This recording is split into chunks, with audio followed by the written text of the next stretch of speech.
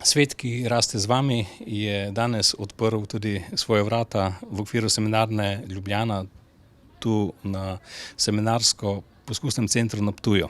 Mogoče, gospod rektor, najprej, kako ste zadovoljni z obiskom in kako bi opisali današnji dan?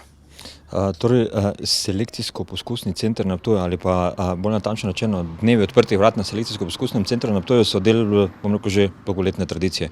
Iz leta v leto se seveda obisk in pa zanimanje za naše dneve odprtih vrat, mi rečemo našemu centru tudi največji vrt v Sloveniji, povečuje število ogledov ali pa ljudi, ki prihajajo iz vse Slovenije, vsako leto večje in tudi zanimanje je vsako leto večje.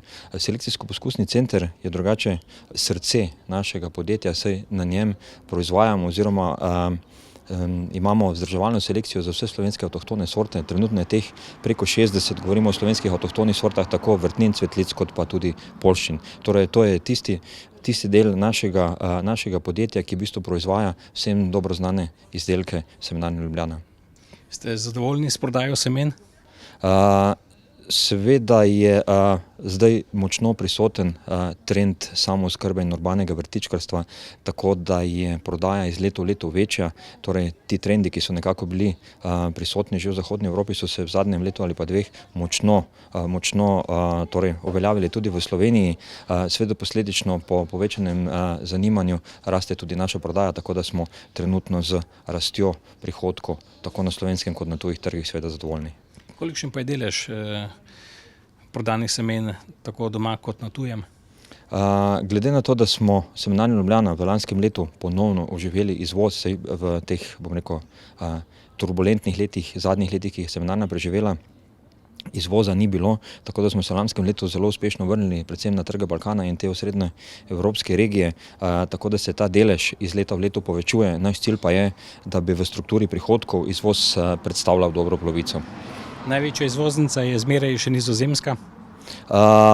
Seveda, največja izvoznica je Nizozemska, potem so tukaj Italijani, Francozi, prihaja veliko multinacionalk v Slovenijo, tako da imamo vsako leto nove konkurente na slovenskem trgu, ampak kljub temu Semenarna Ljubljana z svojimi izdelki, predvsem z semenskim materialom, ohranja več kot 50% tržni delež.